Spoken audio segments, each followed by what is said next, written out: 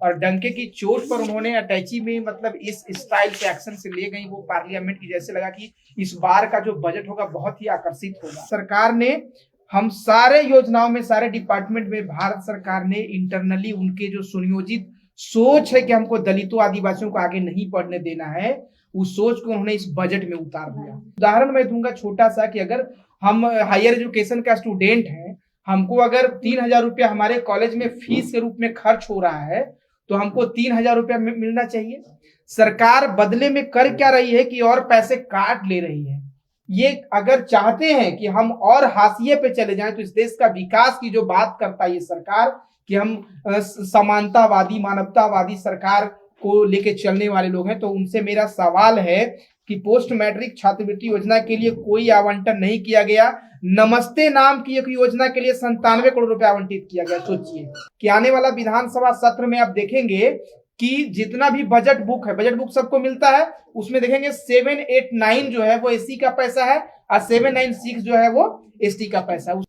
अनुसूचित जाति के लिए राष्ट्रीय विदेशी छात्रवृत्ति 50 करोड़ दिया गया है।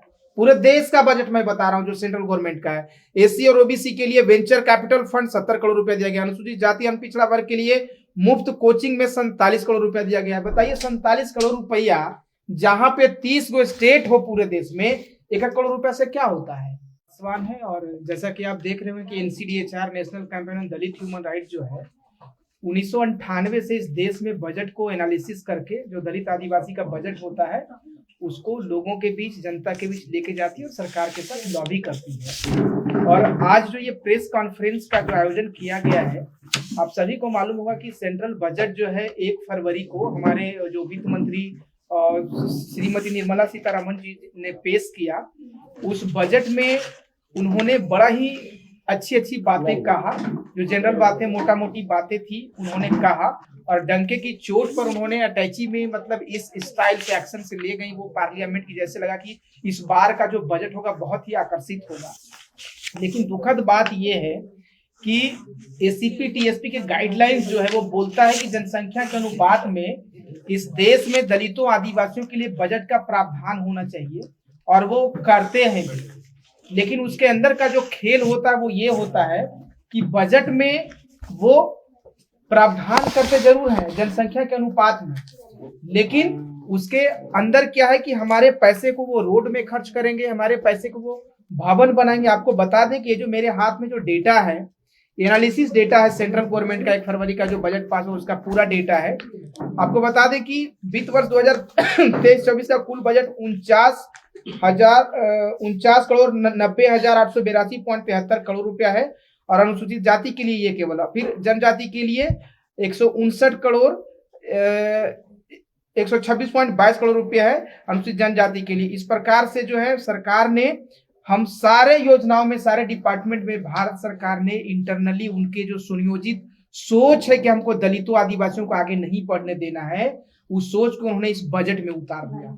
जब हम एनालिसिस करते हैं तो पता चलता है कि जितनी हमारी जरूरत थी, एक उदाहरण मैं दूंगा छोटा सा कि अगर हम हायर एजुकेशन का स्टूडेंट हैं, हमको अगर 3,000 रुपया हमारे कॉलेज में फीस के रूप में खर्च हो रहा है तो हमको 3,000 रुपया मिलना चाहिए। सरकार बदले में कर क्या रही है कि और पैसे काट ले रही है। तीसरी बात आप देख रहे हैं कि पीसीआर वैन में जो है हमारे पैसे वो खर्च कर रही है। देखिए 500 करोड़ रुपए यहाँ लिखा हुआ है। पीसीआर जो पुलिस डिपार्टमेंट के लिए, जब हम पहले कह चुके हैं कि एसीपी टीएसपी गाइडलाइन बोलता है कि हमारे पैसा आप किसी दूसरे मद में खर्च नहीं कर सकते हैं, तो फिर आप ये पीसीआर वैन के लिए मेरा 500 करोड़ रुपया क्यों दे रहे हो भाई? तो ये सवाल मेरा सरकार से, उनको अगर लगता है कि हमको इस चीज का आइडिया नहीं है तो इनको वो भुला दे। जो सबसे बड़ा स्कीम है इस देश में लिए दलित आदिवासी के युवाओं के लिए, वो है पोस्ट मैट्रिक स्कॉलरशिप, और उसके लिए हम लोगों ने हाई कोर्ट में पीआईएल भी डाला था। आप लोगों ने देखा होगा कि सरकार बैकफुट पे आई और कहा कि हम 3 साल का ऑनलाइन लेंगे, लेकिन आज फिर वो चीजें अधर में है, अटक गई, लटक गया, लेकिन कोई सुनवाई आज तक सरकार की तरफ से नहीं हुआ। हम आप सभी मीडिया साथियों से चाहते हैं कि हम सभी भाई हैं, अगर हम आगे बढ़ेंगे तभी आपके साथ हम कदम से कदम मिला के चलेंगे। आप ये अगर चाहते हैं कि हम और हाशिए पे चले जाएं तो इस देश का विकास की जो बात करता है ये सरकार कि हम समानतावादी, मानवतावादी सरकार को लेके चलने वाले लोग हैं, तो उनसे मेरा सवाल है कि पोस्ट मैट्रिक छात्रवृत्ति योजना के लिए कोई आवंटन नहीं किया गया। नमस्ते नाम की एक योजना के लिए 97 करोड़ रुपए आवंटित किया गया। सोचिए, नमस्ते नाम का एक योजना, शायद नया स्कीम है, उसके लिए 97 करोड़ रुपया का आवंटित किया गया। वो भी किसका है? सीपीटीएसपी का पैसा, यानी हमारा पैसा। आप सभी को मालूम होगा कि आने वाला विधानसभा सत्र में आप देखेंगे कि जितना भी बजट बुक है, बजट बुक सबको मिलता है, उसमें देखेंगे 789 जो है वो एससी का पैसा है और 796 जो है वो एसटी का पैसा है। उससे ये पता चलता है कि हमारा पैसा बिल्कुल साफ शब्दों में उसमें लिखा हुआ, मेंशन किया हुआ 789 796 करके। लेकिन उस पैसे को क्या किया जा रहा है? अदर मद में खर्च किया जा रहा है। आप देखेंगे पूरा आंकड़ा भरा हुआ है कि किस किस में कितना पैसा कम दिया गया। आप देखेंगे अनुसूचित जाति के लिए राष्ट्रीय विदेशी छात्रवृत्ति 50 करोड़ दिया गया है। पूरे देश का बजट मैं बता रहा हूं जो सेंट्रल गवर्नमेंट का है। एससी और ओबीसी के लिए वेंचर कैपिटल फंड 70 करोड़ रुपया दिया गया। अनुसूचित जाति अनपिछड़ा वर्ग के लिए मुफ्त कोचिंग में 47 करोड़ रुपया दिया गया है। बताइए 47 करोड़ रुपया जहां पे 30 गो स्टेट हो पूरे देश में, 1 करोड़ रुपया से क्या होता है?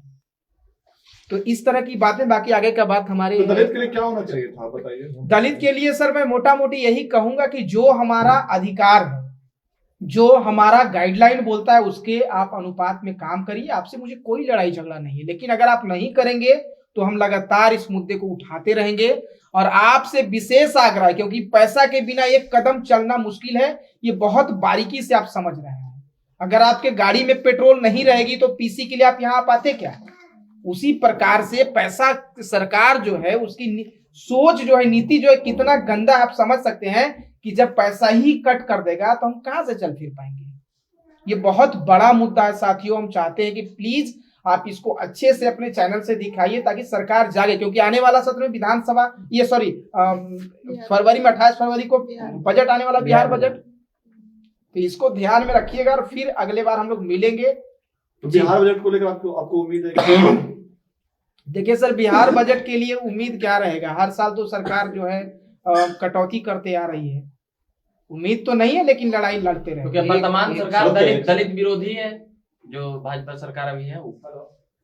दलित विरोधी तो 100 नहीं 110% बोले दलित विरोधी, इसलिए कि बजट का ही सारा सिस्टम खेला है। हम बार बार कह रहे हैं कि बजट जब आप हमको कह रहे हैं कि नहीं दलितों को हम समान अधिकार दे रहे हैं, फलना दे रहे हैं, तो आप हमको आर्थिक रूप से जब कट कर दे रहे हैं तो आप कहाँ अधिकार दे रहे हैं? एक सवाल ये कि आपने ऊपर आदिवासी भी लिखा हुआ और दलित भी लिखा हुआ है। अर्जुन मुंडा ने कहा है कि पहली बार जो है इस बजट को देख करके कि आदिवासियों के लिए काम किया जा रहा है। दूसरा, रामदास अठावले साहब ने भी कविता सुना करके बजट का एक तरह से तारीफ किया है। तो उस पर क्या, क्योंकि दोनों दलित और आदिवासी समाज से आते हैं। देखिए सर, मैं बता देता हूँ कि रामदास अठावले जी हो, चाहे अर्जुन मुंडा जी हो, चाहे चिराग पासवान हो, इन लोगों को मैं गारंटी बोलता हूँ बजट का क ख नहीं पता है इनको।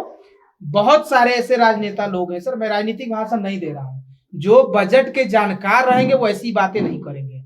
अगर ये इस तरह का बात था तो इतना बड़ा जो कमियां निकल के आ रहा है सारे डिपार्टमेंट में, आप 1000 करोड़ 10,000 करोड़ 5,000 करोड़ जो काट रहे हैं, वो भी तो अर्जुन मुंडा जी बोले, वो भी तो चिराग पासवान बोले, वो भी तो रामदास अठावले जी बोले कि भैया दलितों के आप हितैषी बन रहे हैं, उसका वकालत कर रहे हैं पार्लियामेंट के बाहर आके। आपकी हिम्मत कहाँ होती है? हम तो 1 फरवरी को अगर बजट आया तो दूसरे डे में हम उसका एनालिसिस करके पूरा 36 पेज का रिपोर्ट निकाल दिया। भाई ये काम तो चिराग पासवान को करना चाहिए, काम तो रामदास अठावले जी को करना चाहिए था। वो लोग अच्छाई जुड़वा रहे हैं, वो लोग कह रहे हैं कि इससे देश का कल्याण होगा, और आप वो लोग राजनीति कर रहे हैं, तो आप लोग भी।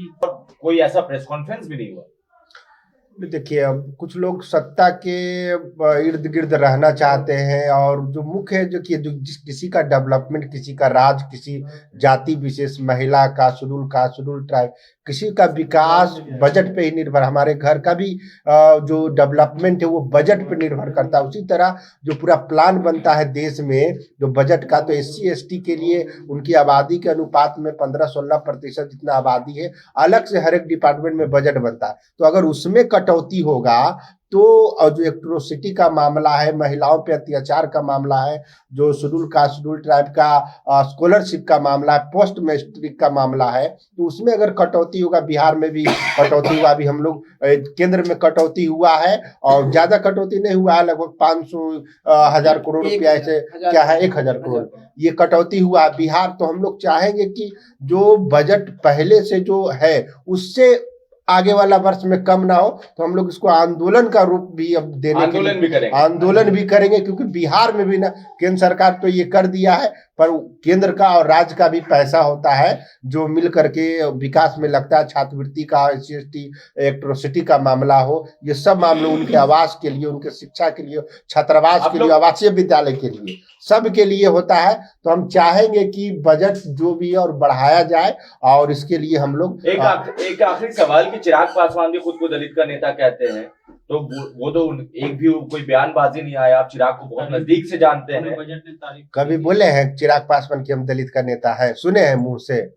सुने हैं आप लोग?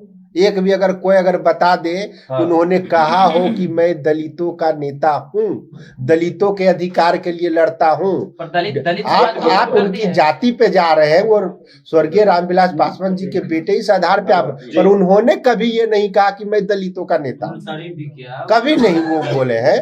उनके मुंह से एक भी प्रेस कॉन्फ्रेंस या कहीं भी वो दलितों के लीडर खुद को नहीं, दलित का नेता नहीं मानते। नहीं। आप तो उस पार्टी में थे तो कहते थे कि हम यही पार्टी दलितों का आवाज है नहीं, दलितों का आवाज तो हम लोग